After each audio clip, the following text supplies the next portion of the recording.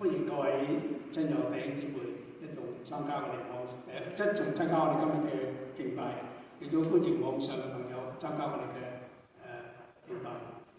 我哋今日係父親節，咁我哋係今日嘅主日崇拜，係求天父你都係保守阿麗兒。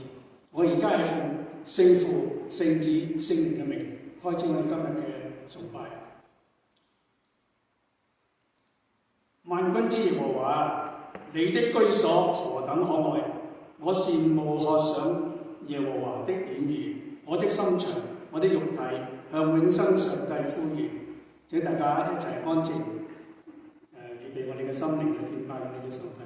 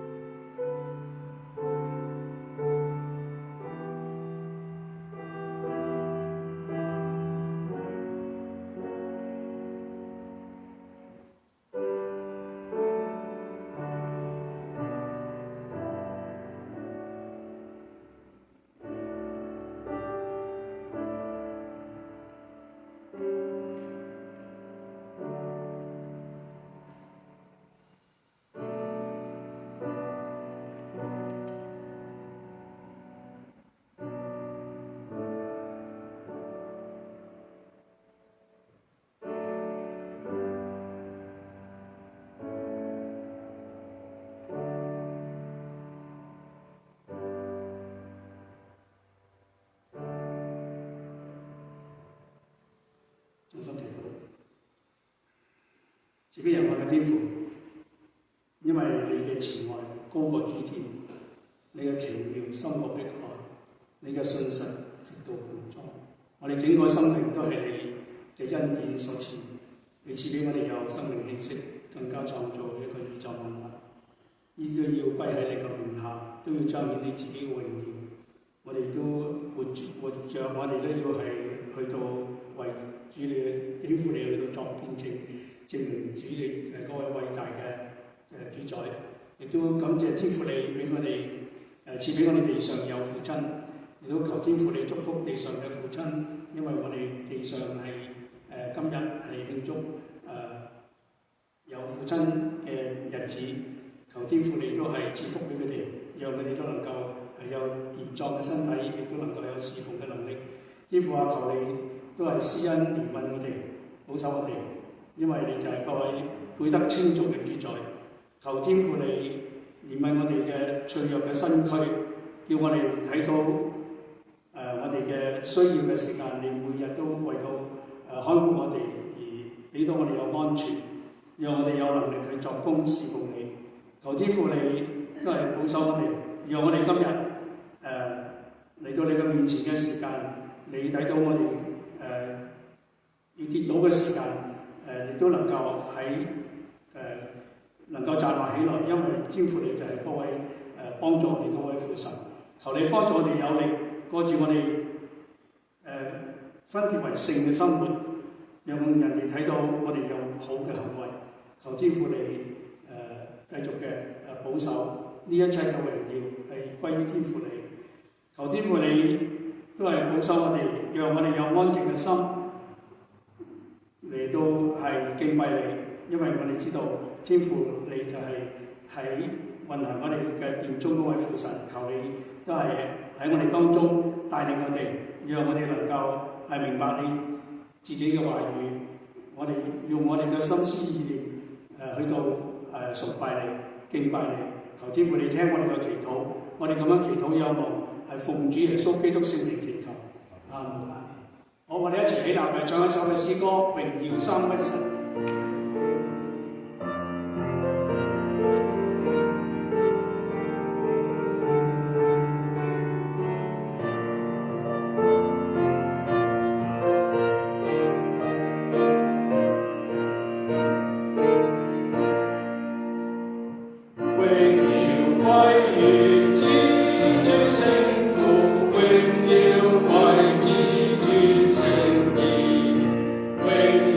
歸於主最聖靈耶和華。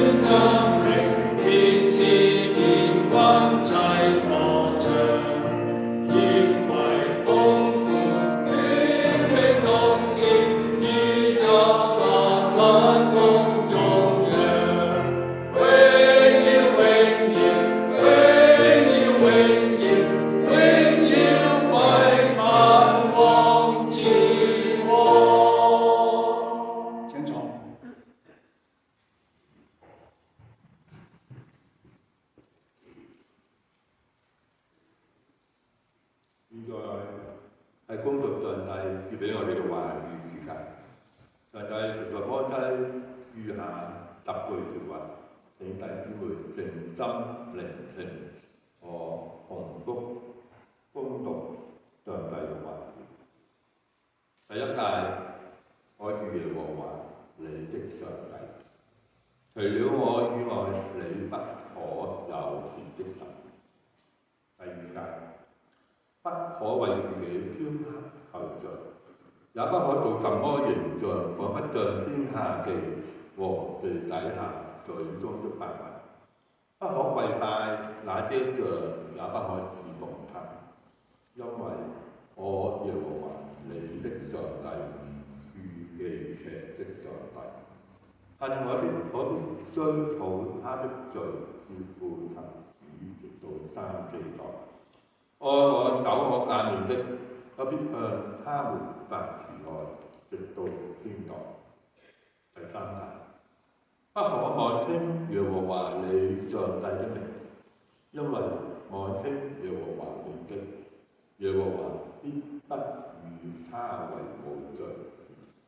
第四誡，當紀念安息日，久為聖日，6日要勞碌做你一切的工，但第7日係向耶和華你上帝當守的安息日。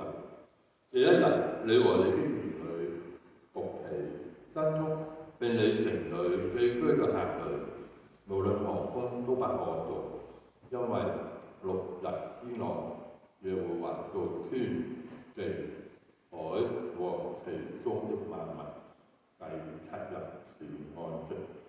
所以耶和華賜福與安息日，定為聖日。第五誡，當孝敬父母，使你的日子在耶和華你上帝所治理的地上得以長久。第六誡，不可殺人。第七誡，不可奸人。第八誡，不可偷盜。第九誡，不可作假見證陷害人。第十誡，不可貪戀人的房屋，也不可貪戀人的妻子、僕婢、牛驢，並他一切所有的。好多時我哋唔覺意或者唔留意，會犯咗上帝要我哋緊守嘅律法。好多時我哋犯罪嘅時候，我哋唔知道，我哋用以下安靜默禱嘅時間，思想一下你喺過去嘅一個星期裏邊，有乜嘢地方係説話上、行為上、心靈上得罪上帝、得罪別人嘅地方，喺你嘅知禱裏邊求上帝去寬恕。我哋低頭默禱。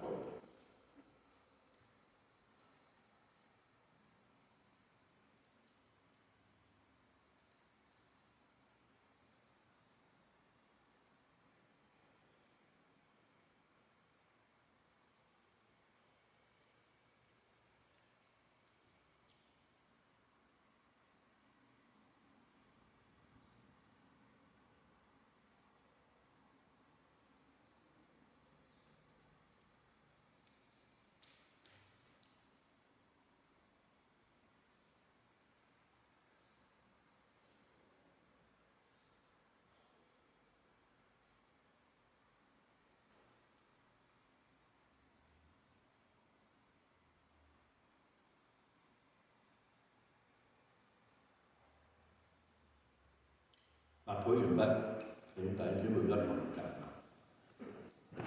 無論我哋係有意犯罪，或者無意得罪別人，或者甚至我哋知道應該去做，我哋冇去做，或者應該知道唔應該去做，我哋卻做咗。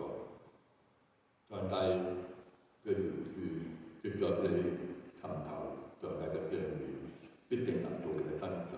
我哋既然喺上帝嘅面前，剛才我哋誠心痛悔悔罪，就當盡心接受上帝赦罪嘅應許。正如喺約翰一書1章第9節咁樣話俾我哋知，佢話我哋若認自己嘅罪，上帝係信實嘅，係公義嘅，佢一定會赦免我哋嘅罪，洗淨我們一切嘅不義。所以我哋要小心我哋嘅言行，喺我哋在世嘅日子能夠謹守遵行上帝嘅説話。我哋既然蒙得上帝嘅憐憫，罪得赦免，就當以使徒信經，今日喺天父上帝面前嚟去證明我哋對上帝嘅信心。我哋一齊恭讀使徒信經。我信上帝，全能的父，創造諸地的主。我信我主耶穌基督，上帝獨生的主，因聖靈感人，由童貞女瑪利亞所生，在本丟彼拉多手下受難，被釘於十字架，受死，埋葬，降在陰間，第三天從死人中復活，升天，坐在全能父上帝嘅右邊，將來從那裏降臨，審判活人死人。我信聖靈，我信聖言公之教會，我信聖徒相通，我信罪得赦免，我信身體復活，我信永生。阿們。請坐。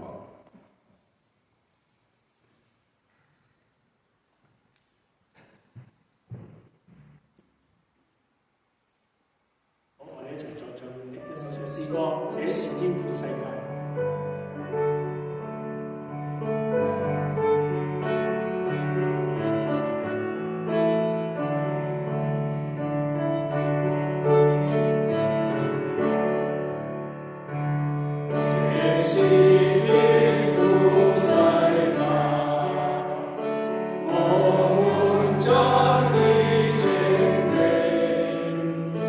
宇宙唱歌成為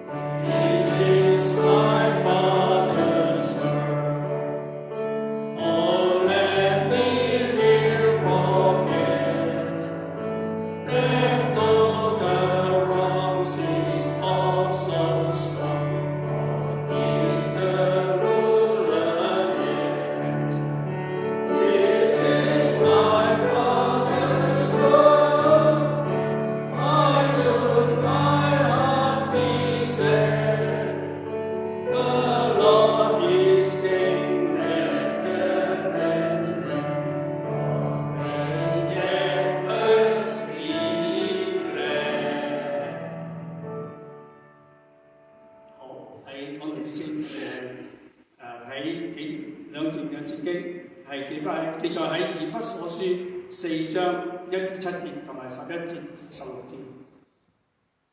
4章1節，我為主被囚的勸你們，既然蒙召，行事為人就當與蒙召的恩相稱，凡事謙虛、温柔、忍耐，用愛心互相寬容，用和平彼此聯絡，竭力保守聖靈所賜合而為一的心。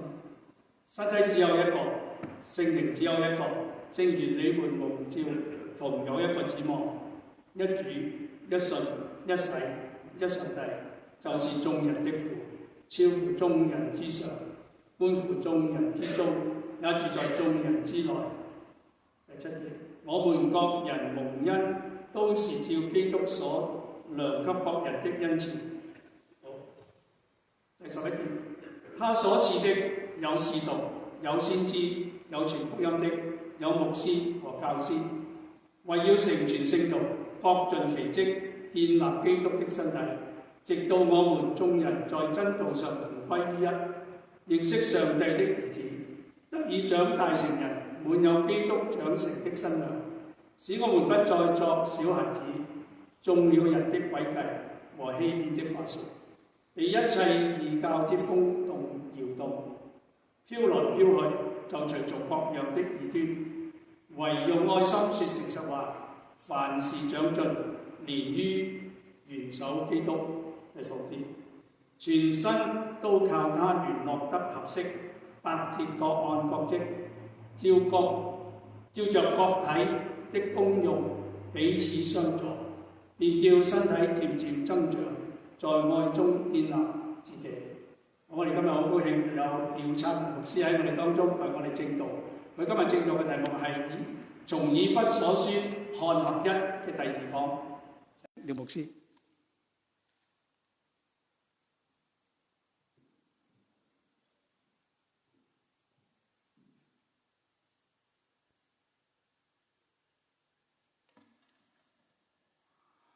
各位弟兄姊妹，主內平安。今日係父親節，祝各位父親、爺爺、公公今日父親節快樂。趁住呢個父親節節呢個機會，你亦都從個合一嚟睇睇。其實我哋講合一係有2個方向。第一就係話我哋信咗耶穌。我哋同耶穌係合一，我哋本來係罪人，離開咗神，因為耶穌基督拯救咗我哋翻父神道，同神合一。第2個合一就係話我哋人與人之間，我哋信主嘅人一齊合一吓。所以今年嘅年題係作主門徒竭力合一。哇！呢個題目起得非常之好吓，就係我哋今年嗰個年題。咁我今年咧有牧師同埋執事們俾我3個機會同大家分享，就係3月講過一次啦，而家6月第三次咧就係10月吓，所以咧攬住成年咁樣。而今日就啱啱遇就係父親節，父親同兒子嗰個合一，聖經裏邊起碼有2個例子。第一個例子就係咩咧？亞伯拉罕同埋佢個仔以撒嘅合一嚇，大家都記得佢哋有啲乜嘢嘅事。亞伯拉罕等咗成20幾年，成100歲先至生到以撒。點知喺呢個時候，創世記第22章記一件好特別嘅事，嗰度特別寫到好清楚每個字，我哋唔係自己加上去嘅。佢話耶和華神要試驗亞伯拉罕，話明試驗佢啦。點試驗咧？就叫佢你帶住你嗰個仔仔嚇，細個啫，就咧帶佢上山上去，嗰地叫做摩利亞地，去嗰度嚟到獻為燔祭。哇！好大件事喎！以色列人當中，冇人將人嚟做燔祭嘅，呢啲係外邦人做嘅嘢。但係亞伯拉罕聽咗呢樣嘢之後，一言不發，照做，就帶住佢嗰個仔，好聽話嘅仔，就去到亞摩利地，一路行一路行。個仔又冇問嘢，亞伯拉罕亦都冇問到神話點解要咁啊？哇！等咗20幾年，我成100歲先得你俾呢個仔我，而家就揾上山上燔祭。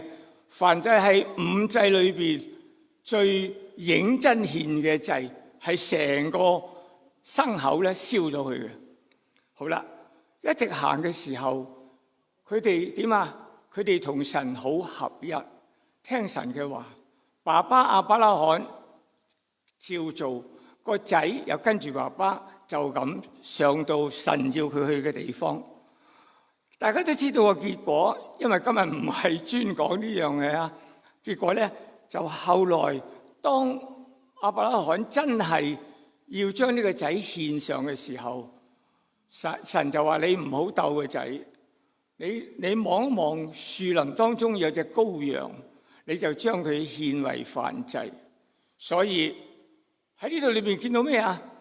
亞伯拉罕同埋佢個仔以撒同神好合一。好聽話，成日我哋話亞伯拉罕係信心之父，其實亞伯拉罕呢個人係非常冇信心嘅。佢去到外邦人嘅地方，因為佢嘅太太好靚啊，撒拉啊，原來咁靚嘅。佢驚咧外邦嘅王啊要咗佢老婆，佢竟然點啊？呃人哋話呢個係我妹嚟嘅咋？你係咪幾冇信心啊？其實佢嘅信心唔係啊。佢真係好有信心，不過佢信心嘅重點就係咩咧？係信服嘅信心，信服神，神話乜佢係做乜。所以當佢獻咗隻羔羊之後，於是亞伯拉罕就話：哦，我叫呢個地方叫做耶和華以勒啦。大家都記得咩叫耶和華以勒啊？嗬啊！我講呢啲其實你哋都知嘅，不過我哋溫習一下啦。耶和華以勒就話：耶和華必有預備。嗱，所以我哋父子之間能夠一齊同神合一，我哋彼此又能夠合一嘅話咧，我哋一生啊，神一定俾我哋有預備，唔使擔心有難處。即係話今日講到呢一個問題，父親節唔好就話：哦，我做咗好多年父親啦。都牧師咁講都唔使你教咯，我唔係講呢樣，係話無論你嘅仔幾大嚇，你同佢成世都要合一，都要帶住佢同神一齊，同埋你哋嘅動作嗰個所思想嘢都要合一嘅。第二個例我可以舉咧，就大衛同埋所羅門啦。咁大衛王大家都知道啦，佢係一個好好嘅王，佢打咗好多個仗。終於千辛萬苦點啊，就做咗王啦。呢個時候佢就想做一樣嘢喎。喺歷代志上第17章，佢同耶和華神講：我想幫你起聖殿。哇！你都未有地方住。耶和華神話：我唔係留意你有冇嘅地方俾我住，因為你哋嘅心喺我度就得噶啦。我唔計較嗰樣嘢。仲有。佢同大衛講：因為你啊打仗太多，就係你嘅手流人血太多。咁你睇翻歷代志上17章，所以你唔可以為我起聖殿。哇！成手血為我起聖殿。咁但係呢個時候大衛點諗咧？佢唔放棄。嗱，有時咁嘅，我哋問咗神，神係咁答覆，冇嘢做，唔係。於是咧，佢從今以後啊，佢就知道有一個人可以完成呢樣嘢嘅，就係所羅門。佢就諗住得，我有一個做法，我點啊？為我仔所羅門點啊？幫你起聖殿。所以咧，歷代志上第22章你睇睇啊，哇！佢就為佢仔所羅門預備嗰啲起聖殿嗰啲嘢，簡唔簡單啊？梗係唔簡單啦！哇！聖殿咁大。咁多技工，咁多識得起嘅，咁多工人，仲有咁多材料。後來所羅門啊，起呢個聖殿，同埋佢嘅宮殿，總共用咗幾耐啊？20年先起好。但係可見嘅工程好大喎，唔好聽見佢起聖殿好似好容易，唔係。但係可見後來所羅門起好咗啦。呢樣嘢話俾我哋知咩啫？當我哋做父親嘅，幫我哋嘅仔向神求嘅時候啊，神話呢條路唔係咁走，咁我哋就點諗啊？就點啊？又繼續祈禱，求神點樣指引我喺我仔身上完成一件事情，亦都完成佢自己嗰個為神要做嘅嘢。所以後來起成呢個聖殿，所以大衛同所羅門亦都合而為一。弟兄姊妹，無論我哋而家咩年紀，你係阿爸咧，今日父親節啦，專講男嘅嚇啊！大家你知道父親節唔多受人注意嘅，你知唔知啊？特別注意嘅就母親節嘅啫喎嚇，所以我哋要留心啊！唔係噶，你諗錯咗，一樣係咁重要嘅嚇。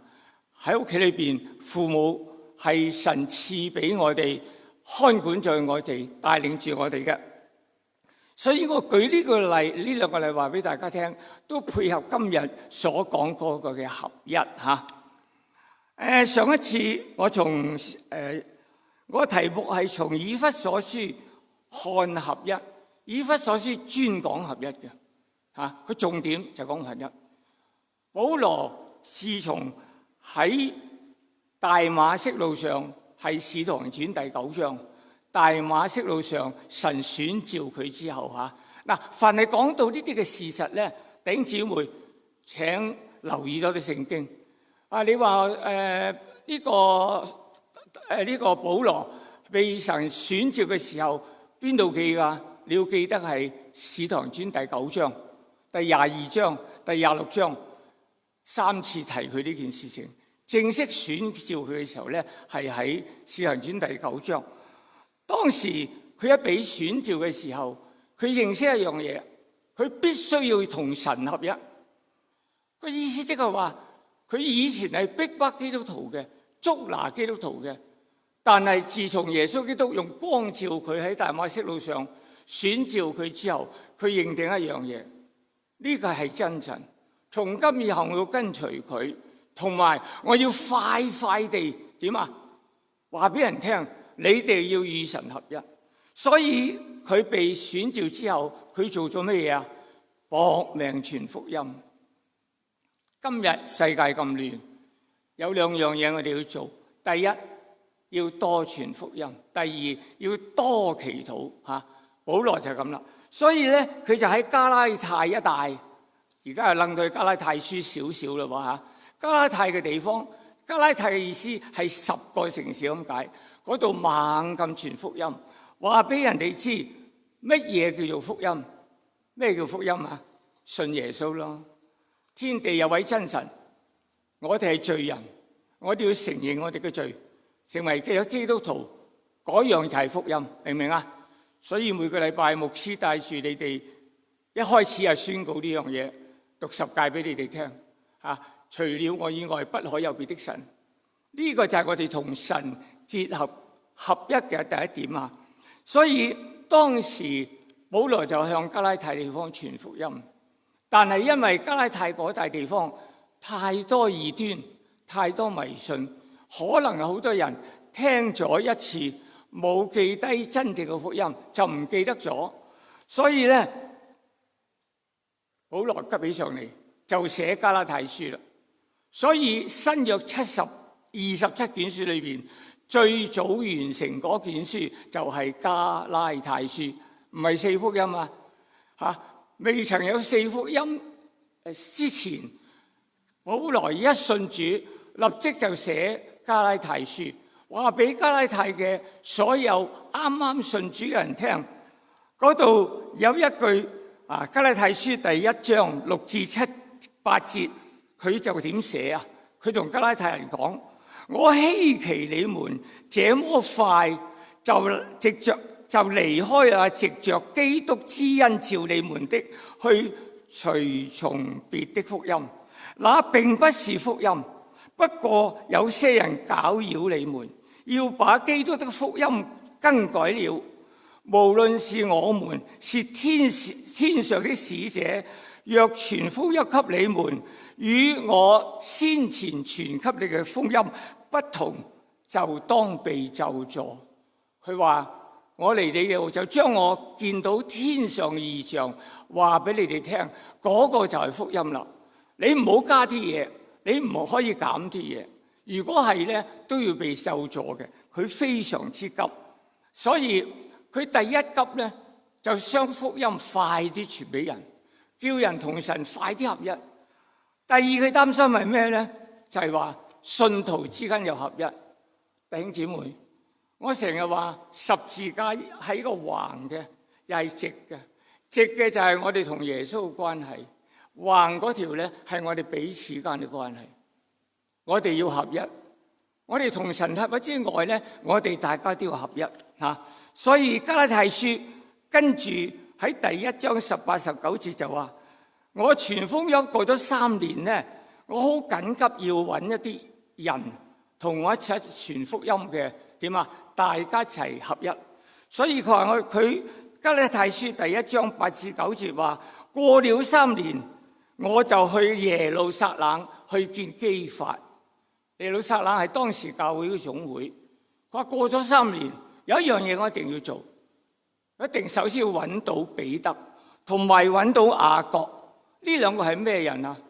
呢兩個人啊，當時係教會嘅領袖。佢要話俾總會聽，我要同你一齊傳福音，唔係我一個人嘅事，唔係我擔晒，而係同你哋一齊。所以佢就去揾咗基法同埋呢個雅各。呢個雅各咧啊，你睇翻加拉太書第1章第18、19節，呢個雅各係邊個啊？唔係佢個門徒雅各，係耶穌嘅細佬雅各。耶穌呢個細佬本來唔信，佢嘅阿哥就係救主。後來耶穌復活咗之後，佢相信，並且雅各仲做咗教會領袖。所以當時喺成個基督教裏邊嚟講，喺耶路撒冷開咗第一次教友大會，就係《使徒行傳》15章。當時嘅主席就係雅各。佢哋開會做咩啊？佢話：我哋咁多人信咗主，3000人、5000人受洗信咗主，我哋接唔接受其他未信耶穌嘅人信耶穌啊？哇，都要認真面對喎。即係話我哋都要有一個咩啊聯繫。所以佢哋開會結果，佢哋決定接受，凡信耶穌基督係救主嘅，都可以係我哋基督徒之列。大家明唔明啊？基督徒呢個名啊，最初基督教成立嘅時候係好俾人睇小嘅。人哋一睇到基督徒，唉，嗰班烏合之眾又話咩基督徒？但係後來耶穌基督復活之後，成個教會擴大之後咧，但人哋好尊重教會，所以佢哋開個會友大會喺呢個耶路撒冷。當時就係雅各做主席。佢話：所以我3年後就點啊？再去見雅各同埋基法，基法即係彼得。佢話其他人我冇見過，我要同總會嘅領導人話俾佢聽，我同埋你哋一齊。加拉太書嘅第2章1至2節，佢再寫一個年份。佢話過了14年，我同巴拿巴又上嚟耶路撒冷去，並帶同提多同去。我係奉召嚟到呢度去嘅，將我點啊嘅福音傳俾外邦人。所以保羅又叫做外邦人嘅使徒。你知道啦，聖經嘅使徒就係耶穌基督嘅12個門徒啊嘛。但係《使徒行傳》裏邊有一句說話，保羅係外邦人嘅使徒。咁我以呢個做開始，成為我今日講嘅一個引言吓，即係話保羅佢喺以弗所書要講合一，佢係有個重心嘅，佢要我哋要與神合一。信咗主之後，我哋就乜嘢都好似亞伯拉罕，好似大衛咁，以神為我哋嘅真神領導者。而除此之外咧，會友之間要彼此合一。所以今次你哋嘅練題喺嗰度啊，作主門徒竭力合一喎。哇，加多竭力喺前面㗎嚇。咁啊，我唔知你哋當時決定呢個練題嘅時候，邊個提出要竭力嘅？即係話咧，好努力，非合一不可，非常好啊！呢個題目，我當時教會請我嚟崇拜分享嘅時候，我就問練題，咦？我練題，我同師母講好靚喎，合一就合一啦，咩竭力合一啫？好緊要嚇，所以大家姊妹嚇，所以我記得上一次同大家講第一、第二章，因為以弗所書有6章。因為我講3次，所以我分3段講。上一次講第一、第二章，今次講第3、第4章。所以頭先主席帶我哋讀經嘅時候，就係以弗所書嘅第4章嗰度嚇，嗰度我讀咗2段嚇。喺呢裏邊嚟講，上一次大家記唔記得喺第1章裏邊話，我哋基督徒有3大福氣。第一，我哋俾上帝天父所宣召，哇！宣召係天父做嘅喎，唔係我哋攏個頭埋去嘅喎，就係話佢選召咗我哋。第二係耶穌基督救贖咗我哋，佢為我哋釘十字架復活，並且係我哋嘅救主。第三，我哋有聖靈嘅印記，3樣福氣，聖父、聖子、聖靈嚇。到咗呢章嘅到咗第4章裏邊嚟講咧，咁究竟所謂合一，我哋做合一嘅時候有咩責任啊？就係頭先所讀嗰個經文啦。第一，呢度講到喺基督裏邊應有個責任就係點啊？就係第1節至到第10節，頭先嘅頭一段嘅經文嚇，第1節一直至到第10節。呢度裏邊保羅點講啊？佢一開始佢話我哋要講合一係有啲行動嘅，日日都要做嘅。所以佢話第4章第1節，我為主被囚嘅勸你們，既然蒙召行事為人，就當以蒙召嘅恩相稱。我哋點解要合一？佢話呢個我為主被囚勸你們。前面應該有個所以，佢講咗第1至第3章之後，佢話所以我為主被囚嘅勸你們。當時佢寫以弗所書咧，喺監裏邊嘅，佢為咗主嘅緣故，被當時羅馬政府鎖喺監裏邊，查下呢個人究竟做乜，到處有人追佢其實佢冇犯法，而係佢邊度傳福音嘅時候，猶太人就追住佢騷擾佢，搞到當時羅馬政府係點啊？當時嘅羅馬政府嗰個皇帝係對宗教好寬容嘅，只係有一樣嘢，佢話你哋信咩教都唔緊要，唔好咁多人集合嚟搗亂就得噶啦。偏偏保羅去邊度傳福音咧，大班人跟住佢，點解啊？因為保羅以前係捉基督徒噶嘛。捉到猶太人好開心啊嘛！後來咧，佢信咗耶穌咧，佢調轉同你哋講：你哋要信耶穌，你哋要信耶穌。佢哋嬲起上嚟，到處都搗亂啦，搗亂到羅馬政府話唔得。哇！點解呢個人去邊度都搗亂啊？於是點啊？將佢鎖起佢，所以佢咁樣坐監㗎，唔係犯法。佢話我呢個被主囚嘅勸你們，佢呢個囚咧係一個好開心講法。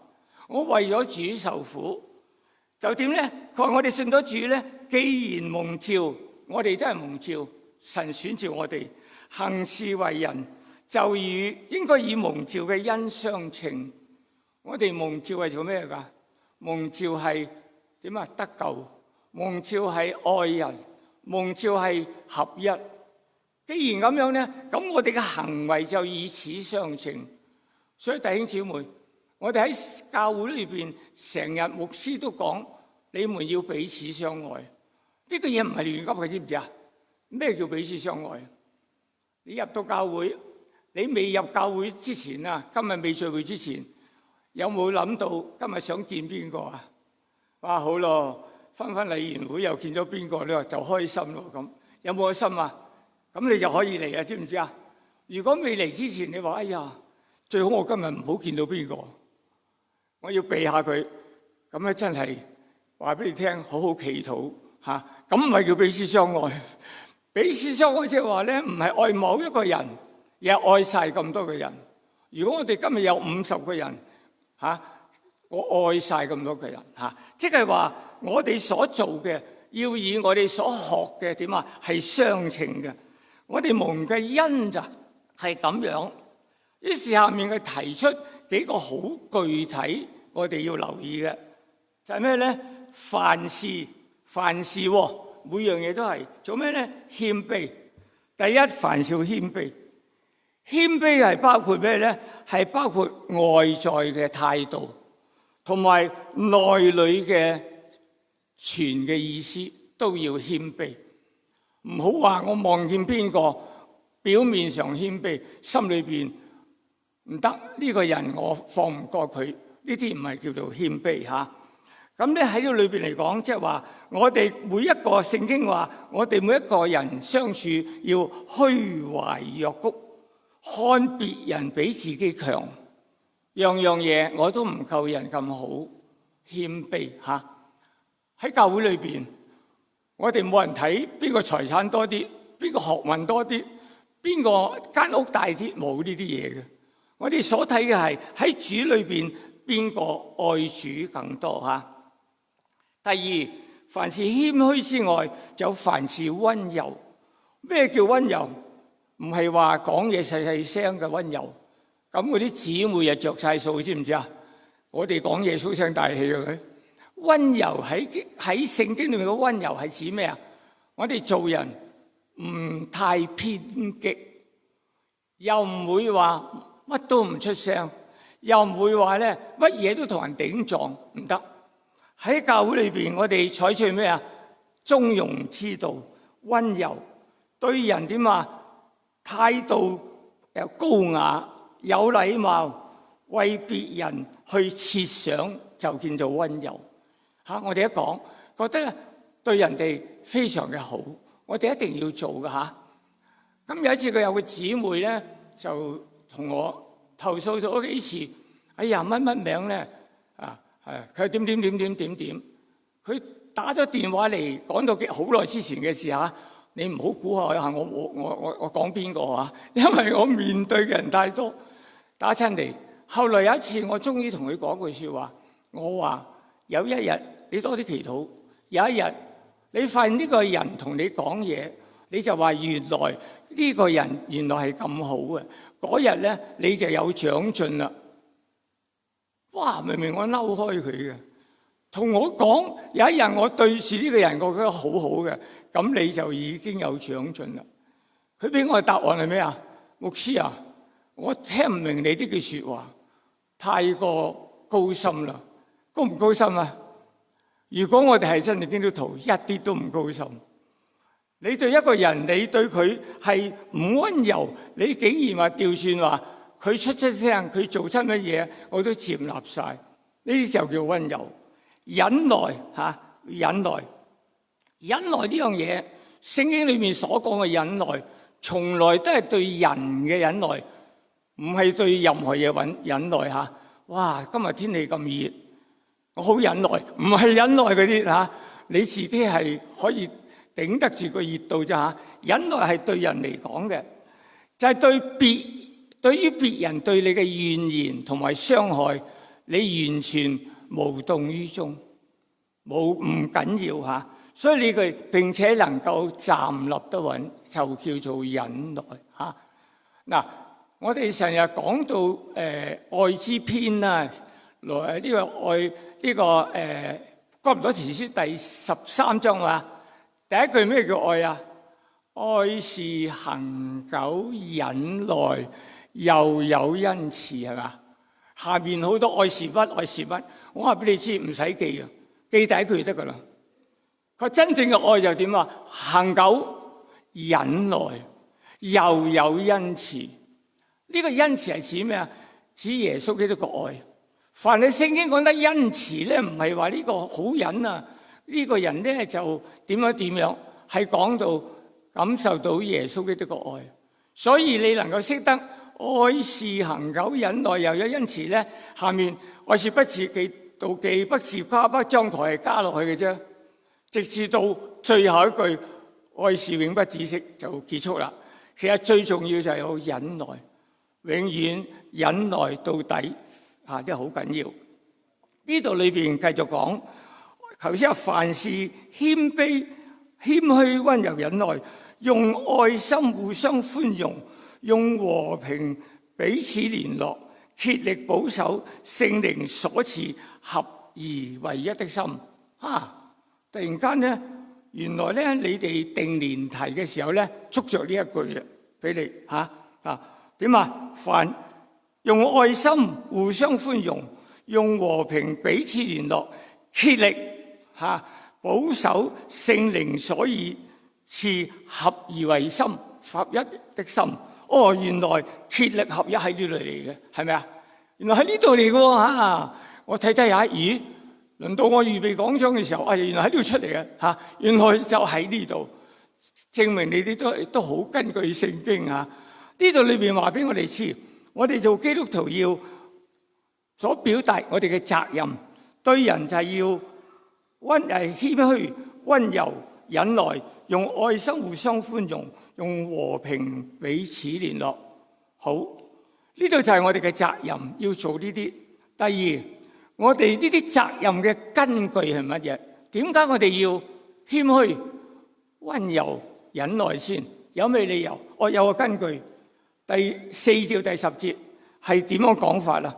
喺呢度裏邊就話，身體只有一個，聖靈只有一個，正如你們蒙召同一個指望，一主一信一洗因神，就是眾人的父，超乎眾人之上，貫乎眾人之中，也住在眾人之內。呢度話俾我哋知，我哋能夠盡責去合一個原因，因為我哋係點啊？同一個身體，呢個身體即係話咩啊？同一個屬靈嘅家，同埋咧，我哋有同一嘅主呢度就話我哋同一個嘅照我哋嘅主，同埋我哋有同一個嘅指望。我哋嘅指望就點啊？能夠成為一個有長進嘅基督徒，並且我哋有天父掌管住我哋，就是眾人的父，貫乎眾人之上。喺呢裏邊係俾我哋知道，原來我哋基督徒能夠合而為一，係有一個重點嘅有一個重點嘅。世界上好多嘅宗教，有冇聽過星雲大師講嘢啊？有啊。有冇聽過乜乜道咩講嘢啊？有時啱啱即有得聽我都聽嘅。聽完之後，你覺得其他宗教佢哋講嗰啲做人嘅道理，同我哋嘅分別喺邊度啊？差咗樣乜嘢啊？有一樣係佢哋冇嘅，佢哋所講所有嘅嘢裏邊冇神，冇神，所以任佢點講都咧冇作用，冇父神，冇耶穌嘅救贖，冇屬靈嘅印證。最大最嚴重嘅問題就係我哋嘅第一誡，除了我以外，你會可有別的神。哇！呢句厲害啦，係好緊要噶。所以聖經好多嘅記載咧，都點啊？一句說話就好精警啦，呢個創世記第一句好重要嘅，宣布一樣嘢。第一句咩啊？所以創世記第1章第1節咩話？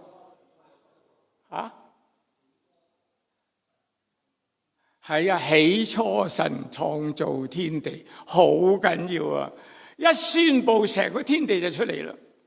下面講嗰啲只不過解釋嗰個詳情，我俾你聽。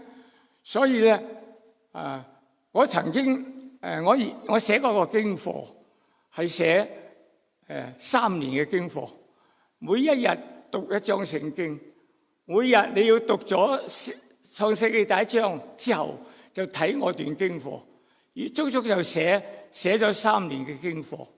全本聖經有1189章，啱啱3年讀一次讀完。咁我每逢寫呢啲嘅時候咧，我就提醒弟兄姊妹，有好多弟兄姊妹，當時我30幾年前牧會嘅時候，有啲弟兄姊妹話我聖經有啲睇唔得落去，睇下駁唔到，睇到邊度又停咗，點樣啊？我話好啦，牧師試下寫經課啦。咁我就開頭答應佢哋咯噃，弊啦！你一答應，你今學一定要俾佢話，所以冇得停手。每一章聖經都寫400-500字，而家可以釘成一本嚇。咁啊，我相信你哋手頭上都有一啲我嗰本嘢。如果你讀過短宣嚇，我喺短宣教過20幾年。有啲弟兄姊妹話：牧師俾一本我得唔得啊？我話你已經翻去印啦咁樣嚇喺呢度。當我一開始寫起初神創造天地第1章嘅時候，我就話淨係呢句已經講到神創造天地嗰樣嘅偉大㗎啦嚇。所以喺呢個裏邊特別講到我哋嘅責任嘅根據，因為我哋有同一父神、同一救主、同一聖靈。好，而家講下半段，我哋做基督徒嘅，我哋喺基督裏邊有啲咩職責？第11節開始，他所賜的有使徒，有先知，有傳福音的，有牧師和教師，為要成全聖徒，各盡其職，建立基督的身體，直等到我們眾人在真道上同歸於一，認識神的兒子，得以長大成人，滿有基督成長嘅身量，使我們不再作小孩子，中咗人嘅詭計和欺騙嘅法術，即係嗰啲異端啦，被一切異教之風搖動，飄來飄去，就隨從各樣嘅異端。呢度裏邊講到我哋合一嘅有一個嘅意思，就係話原來基督教係好有組織啊嚇！我話俾你知，凡係冇規矩嘅嘢唔係基督教嘅，連組織教會點組織啊？保羅話佢所賜嘅有使徒、先知、傳福音嘅牧師和教師，原來有好多職分嘅。咁呢啲嘅職分咧，其實跟住教會建立，直至今日繼續嘅。佢話初教會建立嘅時候，由使徒開始。使徒裏邊嚟講咧，呢啲字咧好特別，要留意下。使徒咧，邊啲叫使徒咧？就係耶穌基督所帶過12個門徒，就係使徒。同埋咧，聖經裏邊有嘅人就叫做使徒啊。譬如咧，有聖經裏邊《使徒行傳》14章提到巴拉巴係使徒啦，耶穌嘅細佬係使徒啦嚇。有個叫做西拉嘅使徒啦。嗱，凡係聖經裏邊提過呢啲係使徒嗰啲，就叫做使徒。從今以後再冇使徒。我順便同大家講呢樣嘢。如果而家你聽見某教會有使徒，或者某人俾人叫使徒咧，嗰個係異端嚟㗎，冇㗎啦。哇！喺呢啲過程當中，好多嘅揸住聖經就唔講聖經嗰啲，佢亂稱自己係冇嘅嚇。呢個只不過係當初教會建立嘅時候，嗰一班嘅人同埋聖經提到嘅人，有先知，先知又係除咗聖經裏邊有提嘅先知之外，聖經裏邊提到嘅先知係講到當時有一個講預言嘅叫做亞加布先知。呢個係《使徒行傳》第11章講嘅，即係呢一類嘅先知咧，你就可以叫做先知。除此之外，我哋唔可以叫任何人叫做先知嚇。呢啲係異端嚟嘅嚇。大家知道佛教、道教咩教？嗰啲叫做其他宗教。我哋唔係叫做異端，其他宗教。但係揸住本聖經，又加啲嘢落去嗰啲咧，就叫做異端。異端係咩咧？耶和華見證啦，或者係咩啊？安息日會啦，或者係呢啲咁嘅會啦，早2日先至有人嚟敲我門。咁我敲門咧，我就有道閘嘅，開咗我就唔開閘。我話請問你哋揾邊位啊？哇！而家世界咁亂點樣解決啊？咁樣佢又唔知佢係咩身份。我話你哋係代表乜嘢團體，定係咪代表你個人有興趣問呢個問題？佢話唔係，我哋係有個組織嘅，希望世界和平嘅。我即刻話我係信耶穌嘅，我係基督徒。佢哋停一停咗，咁佢就問我，好唔好俾我入你屋企嗰度同你講下聖經啊？我話你咁講法，我話我係牧師，我成日都講聖經嘅。係啊，咁於是我話唔該晒，多謝。咁我話其實你係咩嘢嘅代表咩咧？我係呢個耶和華見證人嘅咁樣。但係佢又調轉頭望下我就走咗啦，唔敢再講嘢啦嚇。記住啊，凡係呢啲連摸門嗰啲千祈唔好俾佢入嚟啊！你唔好以為你係基督徒佢聖經熟過你啊。不過解嘅方法唔同㗎。有曾經有弟兄姊妹同我分享話：死咯！嗰次俾一個入屋，搞到我擁又擁佢唔走。你唔可以俾佢入嚟嘅，知唔知啊？嗱，呢度裏邊講。教會初有使徒，有先知，跟住教會有傳福音的，跟住有啲職位，牧師和教師。大家知道咩叫牧師噶啦？你教會幾位牧師咪牧師？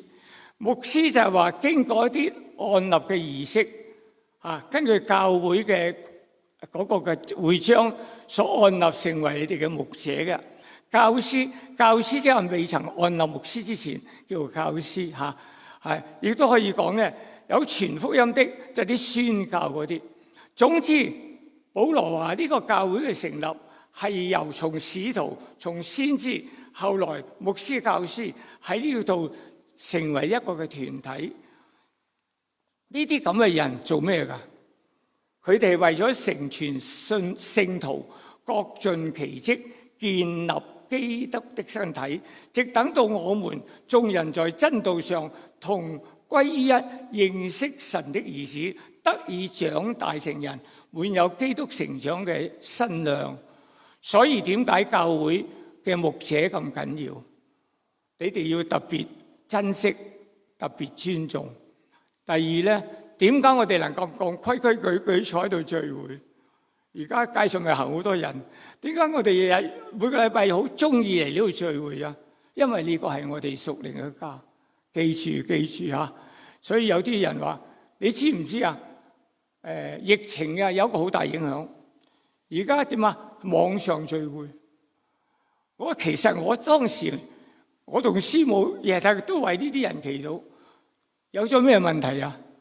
俾佢哋機會對唔住啊，希望唔係講中你哋偷懶啊！哇，喺屋企又唔使換衫幾點鐘幾點鐘？究竟有冇喺度聚會？我係牧師，我照講可以咁呢個係互相勉勵啦咁結果咧懶咯，哇！朝早嚟聚會，2點鐘聚會，食啖飯都食得急啲係咪？哇！如果唔係仲喺2點鐘，我而家係喺度行緊街噶啦，係嘛？不如咧網上有我就睇咯，咁樣唔得噶。教會呢個聚會係好重要。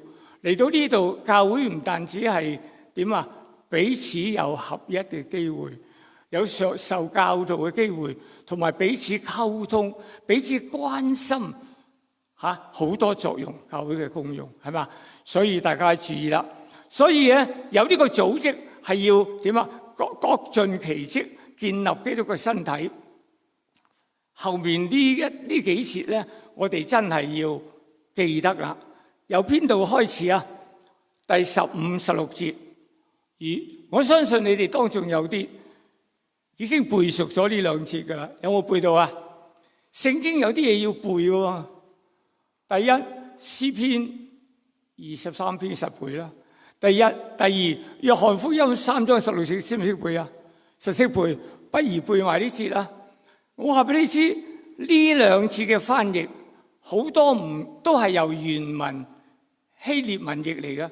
聽講咁多嘅文字譯出嚟，由希臘文譯成呢節經文咧，譯得最靚嘅就係中文。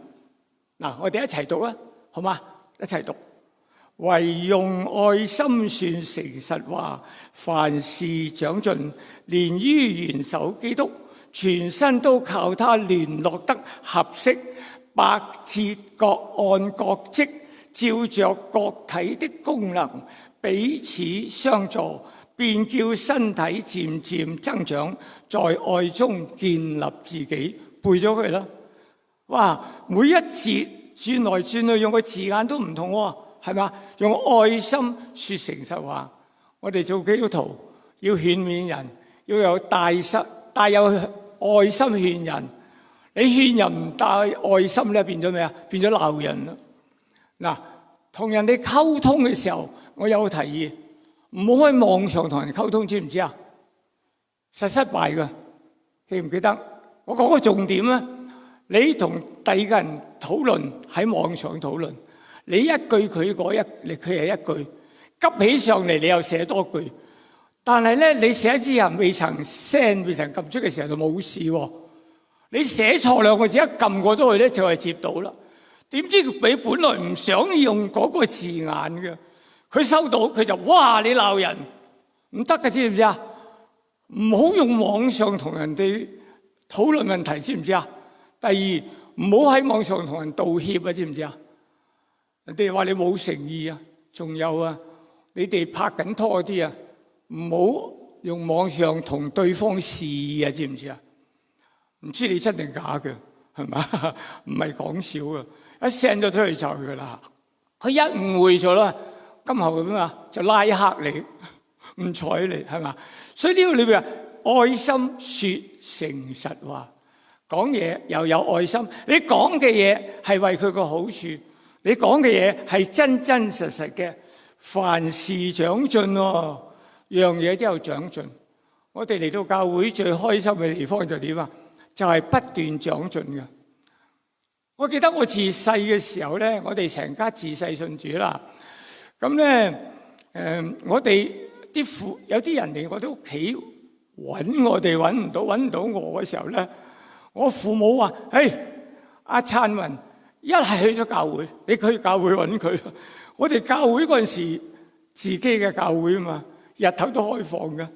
咁我哋啊，有時仲返教會做下功課都唔定，或者喺屋企下，即係話呢個人個心好嚮往於教會，但係咧要配合得適當啦。講返以前嘅事，而家咧亦都係你每個禮拜嚟返聚會嘅時候，你係帶住咩嘅心嚟㗎？琴晚有冇唔瞓得着啊？哇！聽日又見到歐牧師咯，聽日又見到邊個同事，邊個同工啊？又見到阿師母咯，真係開心。有冇咁嘅心啊？如果係咁咧，哇！你就長進咗，知唔知啊？千祈唔好話，最好聽日傾盤大宴唔使翻啦，咁啊有得原諒啦。千祈唔好咁，知唔知啊？預備好晒，仲有平日入呢度着衫好隨便。特登咧着到啲唔三唔四嘅，係嘛？但係嗰陣時我哋細個，第一掛住點咧，就係掛住團契啊嘛！你嗰陣時禮拜六玩團契嘅，成日掛住團契嗰班團友。第二關注主日學同埋掛住咧崇拜，掛住詩班要練詩。如果你係咁嘅話咧，你係一個真正點啊？與神合一，與弟兄姊妹合一，你好中意呢間教會，個心都喺呢度，呢個係非常之重要嘅吓。所以咁樣咧，凡事長進，連於元首基督，呢啲係為咗愛主嘅緣故，所以你特別愛教會，全身靠佢聯絡得合宜。我哋有牧師，有執事，有弟兄姊妹服侍主嘅，有一齊嘅。甚至我哋冇崗位嘅，你都係有崗位嘅，因為你可以向任何人傳福音。有時留意有啲新嚟嘅朋友，你唔好漏咗佢喎。咦？呢個新嚟喎，唔好俾佢咧坐咗之後望下冇人理我嘅走咗去。你哋唔會㗎嚇，起碼叫佢哋上個樓上飲杯水啦嚇。咁就算唔飲咧，你都扯住佢手，知唔知啊？即係勉強下佢上去，等佢睇下你哋幾開心係嘛？即係呢啲都係好重要嘅。呢度話呢度話百節各按各職，照着各體嘅功用，各有功用，彼此相助，便叫身體漸漸增長。聖經講身體係咩啊？係教會，讓呢個教會增長。仲有啊，在愛中建立自己。嗱，我哋基督徒冇咩唔可愛嘅，我哋為佢祈禱啦。我哋冇咩仇恨嘅，我哋只有愛嘅。我哋只有覺得呢個世界好美好，因為點啊？耶穌基督第二次話會翻嚟噶嘛？我哋深信係咁樣啊嘛嚇。聖經裏邊有一句嘅年份，好多人唔係好明白咩叫千禧年啊？有啲人話啊，氹轉，想解好多嘢唔使㗎咋。嗱，大家知唔知道喺舊約裏邊，每7年就一個咩啊？安息年。第7年做咩㗎？安樂晒，乜嘢都唔使做，田地都唔使耕，7年一次。7個安息年，一個咩啊？禧年。774即係第50年，就有一個禧年。即係50年有一次大休息，太平盛世。好啦，而家我哋等嗰個千禧年。千禧年就係乜嘢啊？嗱，我解一次俾你聽，睇你聽得咩明唔明？好似安息年，好似禧年咁。咩叫做千禧年？就係凡係真正信耶穌嘅人，佢哋知道，唔係相信嚇。唔係相信，即係有噶啦。即係佢哋知道點啊？當世界上每一個人都得救，除咗唔信耶穌嗰啲啦，而每個人必定得救。耶穌翻嚟嘅時候點啊？嗰個時間就叫做千禧年。嗰陣時樣樣妥妥當當，再冇戰爭，再冇眼淚啦。嗰個年咧必定會嚟嘅。唔係話相信有嚇，呢個係好緊要。即係話我哋每一個基督徒都有個盼望。今日世界幾亂，深信第一，一定每一個人都得救，除咗嗰啲佢拒絕信主嗰啲。第二，嗰個年份嚟到之後咧，就點啊？就可以太平盛世。如果太平盛世嗰個字啊，你去查下普通嘅字典。呢個字明明啲人就寫叫做太平盛世。我心諗咩叫太平盛世啊？就係耶穌基督翻嚟嗰一日就叫做太平盛世啦，就叫做千禧年啦。亦有人叫千禧年叫做千福年，永遠享福嚇。咁嗰度係啟示錄裏邊所講嘅。弟兄姊妹，我哋願意為呢個時代去祈禱，唔好擔心而家發生咩事。又唔好擔心點解咁多戰爭，點解人人之間咁多嘅仇恨？因為我哋在耶穌未翻嚟之前，我哋仲有責任繼續傳福音，繼續為佢哋祈禱，求主幫助我哋嚇。我哋應該喺我哋有屬靈屬於神兒女嘅身份嘅時候，我哋有嗰個責任，願意我哋嘅教會能夠成為一座蒙主祝福嘅金燈台，喺呢度照亮附近，甚至照亮所有願意嚟聚會嘅弟兄姊妹。我哋一齊得到祈禱。親恩主，感謝你藉着合一話俾我哋聽，呢個合一，因為你已經為我哋釘死喺十字架上，我哋唔使再死亡，並且得到永生。我哋合一係要我哋已經信主嘅人喺你面前，將呢個屬靈嘅家睇得好重，係必須，並且願意喺人面前發光。耶穌基督你教導我哋話，你哋要完全，好似天父完全一樣。嘅意思就話我哋有個目標，我哋要愛人，好似天父愛我哋一樣。我哋向住呢個目標繼續向前行。祝福我哋教會嘅事工，祝福我哋教會嘅牧者執事，祝福各位弟兄姊妹，祝福我哋每一個人嘅家庭。感謝你，祈禱奉主耶穌基督聖名求，阿門。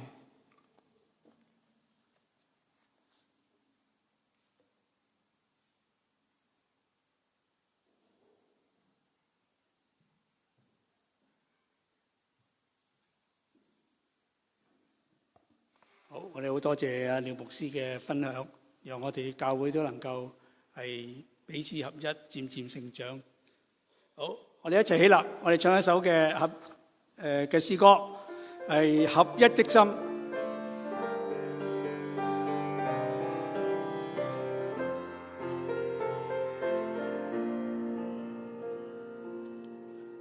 今日今天能共你相聚，無限歡欣，一同攜手向前，來舉手歡呼，讚美真神，同建立愛主的群體。凡事謙虛溫柔忍耐，用愛心互相寬容，用和平彼此聯絡基督所賜合一的心，竭力保守。凡事謙虛溫柔忍耐，用愛心互相寬容，用和平彼此聯絡，竭力保守聖靈所賜合而為一的心。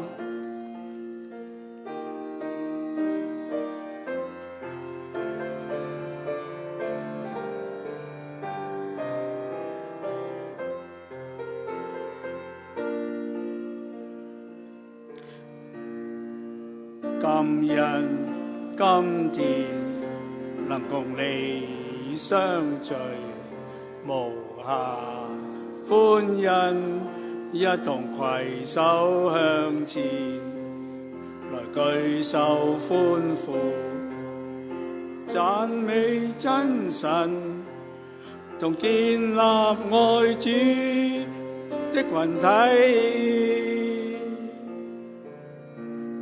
凡事謙虛溫柔忍耐，用愛心互相寬容，用和平彼此聯絡基督所賜合一的心，竭力保守。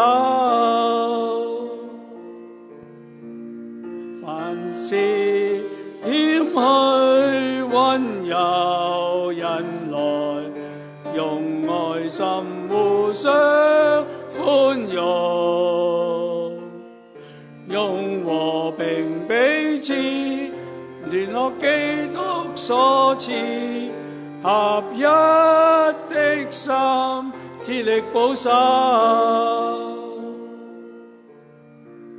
今日今天能共你相聚，無限歡欣，一同攜手向前，來舉手歡呼，讚美真神，同建立愛主的群體。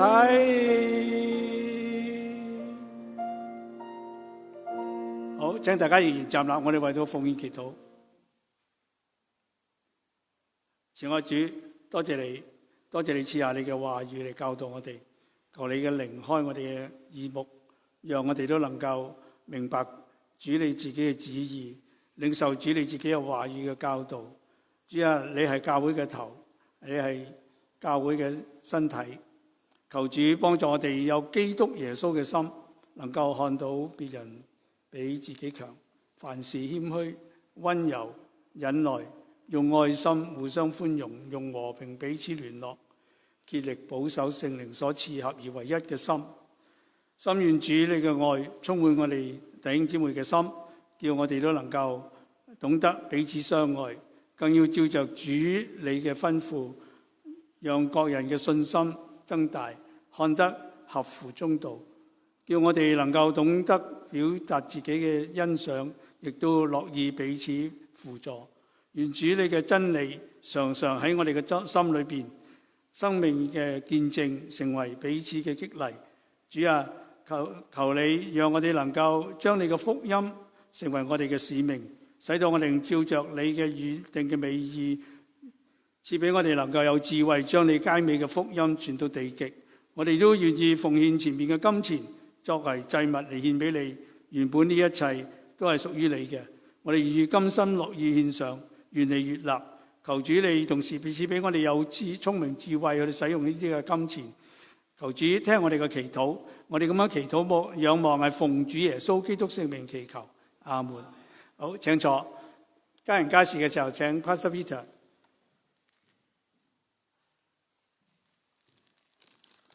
弟兄姊妹朋友平安，網上嘅弟兄姊妹朋友平安。今日咧係咩日子啊？今日係夏至啊，所以咧廖牧師講完道咧要除翻件西裝，因為夏天好熱啊。咁啊，亦都係父親節喎嚇，咁啊就恭祝大家咧無論好似廖牧師咁講，父親、爺爺、公公。父親節快樂！咁咧就我就即係加多一句，凡係爺爺公公父親嘅兒子兒女都父親節快樂！咁啊希望今日咧能夠係開開心心。我唔知道大家返到屋企咧會唔會同你嘅家人一齊嚟去食呢一個父親節飯。我深信應該係冇母親節咁繁忙嘅餐廳嚇。咁啊 anyway， 咁啊恭祝大家父親節快樂，亦都再一次多謝阿廖牧師剛才喺呢個我哋教會嘅主題啦，竭力合一啦，係鼓勵大家感謝主對個寶貴嘅訊息。咁啊，剛才阿廖牧師都有講到，因為我哋教會今年嘅主題咧係竭力合一啦，咁佢就喺2月、6月同埋10月咧，都會再一次用合一嘅主題咧嚟去提醒同埋鼓勵大家。咁我亦都盼望咧，明年新嘅主題裏邊咧，阿廖牧師都可以咁樣再一次用明年新嘅主題咧嚟去鼓勵大家㗎。我哋再一次多謝阿廖牧師。咁啊，下個主日咧，我哋有林就華牧師啦，係嚟臨正道㗎，請弟兄姊妹留意。堂董提名咧就正式開始啦。咁我哋大家都知道，我哋堂董到9月尾咧就係完結咗嗰個任期㗎。咁我哋今年咧，我哋係有2位堂董啦，係任期滿嘅，就係周梁小珠姊妹同埋鄭欣樂姊妹。咁我哋今年嘅提名委員會咧，我哋係包括咗我哋堂董會嘅3位成員，就係我自己啦，同埋馮表雄弟兄啦，同埋鄭嘉怡姊妹㗎。咁會有亦都有2位咧，係喺呢一個提名委員會入邊㗎。咁會有個代表咧，就係簡慧琪姊妹同埋譚兆美儀姊妹。咁同時除咗我哋嗰個提名委員會可以提名我哋嘅會友成為堂董嘅候選人之外咧，在座當中2位嘅主託會友咧，亦都可以聯名提名1位願意接受提名嘅主託會友為堂董候選人。咁所有候選人嘅提名咧，都要經過我哋提名委員會嗰個嘅討論同埋決定㗎。咁如果弟兄姊妹你哋兩位會友當中有心目中嘅候選人呢，咁個提名表格呢，可以同我哋堂董會摘取，或者你可以喺教會個網站呢，係下載呢一個嘅提名嗰個嘅表格㗎。嗱，咁大家記住，提名嘅截止日期呢係8月23號。8月23號之前，你心目中有邊一個心水嘅人選呢？你就盡量喺呢一個日子之前呢，係遞交你哋嗰個嘅提名表格。咁教會喺7月4號呢個好特別嘅日子嚟㗎啦嚇。咁就教會咧係有一個教會嘅戶外活動教會個旅行。咁我哋咧就會係由上晝10點鐘至到下晝3點鐘。喺 Burnaby 嘅 Fraser Forestall Park 嗰度咧係舉行㗎。咁到時我哋就會有集體遊戲啦，有詩歌敬拜嘅時間嚇。咁教會會預備各位嘅簡便嘅午餐嚇。咁但係飲品你可以自備每位係收費15蚊15蚊每位咁如果你係80歲以上嘅長者或者係8歲以下嘅兒童咧，係免費參加㗎。咁歡迎你哋咧係攜同你哋嘅家人啦。就算未信耶穌嘅家人咧，你都可以嚟參加。咁我哋需要你哋報名。咁因為點解咧？因為我哋要預備食物㗎。咁所以報名嘅時候咧，順便交埋呢個費用。咁呢個我哋請弟兄姊妹咧係同李俊照弟兄咧。係報名㗎，7月幾號？咁截止日期咧就係6月28號。咁歡迎弟兄姊妹參加，一齊嚟去享受呢一個美好時光有團契嘅時光。教會個夏令會咧，2026年嘅夏令會咧係8月14號至到16號。我之前都有同大家宣佈過㗎啦。咁我今次咧就唔再詳細嚟去宣佈，大家要記住，如果你未報名嘅咧，請你盡快向馮炳雄弟兄報名。所有嘅資料詳細嘅資料咧，係請你喺呢一個報名表裏邊咧係填清楚。咁我哋有費用啦，同埋我哋有，如果你需要床單枕頭咧，係另外再收費㗎。希望大家全部留意。希望你哋盡快報名，截止日期係7月31號。咁我剛才都有講過，今日係父親節咁所以咧，我哋教會關顧部咧，亦都係為咗在座當中嘅父親咧，係預備咗啲嘅父親節嘅禮物。咁呢一個禮物咧，好簡單咁樣用因為上一次母親節嘅禮物咧，有啲姊妹母親咧收到之後唔知道係乜嘢，攞嚟刮頭咧、刮腳咧，唔知道咁今次咧就好簡單，我哋父親節咧唔使教你哋噶啦，一睇就知道係乜嘢嚟噶啦。咁希望咧你哋在座當中有邊位係父親嘅，請你起一起啦。我哋關顧部咧會將呢個禮物咧係派俾你哋嘅。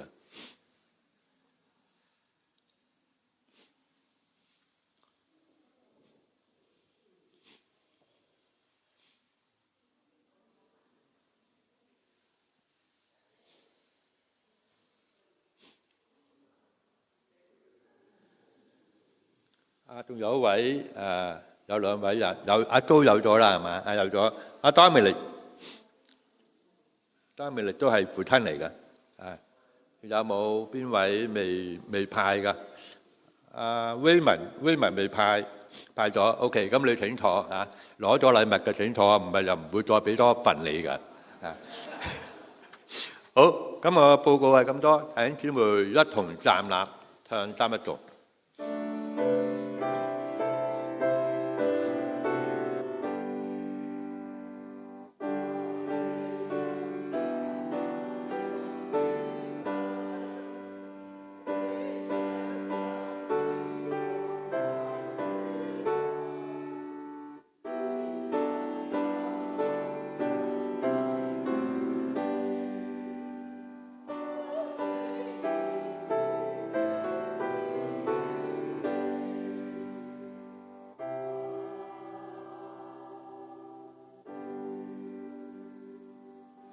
我哋仍然站立，領受上帝嘅祝福，願正天父嘅慈愛，正主耶穌基督嘅恩惠，聖靈保惠師嘅交通同埋充滿，常與你哋眾人同在，從今直到永永遠遠。May the love of the Holy Father, the grace of the Holy Son, and the fellowship of the Holy Spirit be with you from now to forevermore. Amen.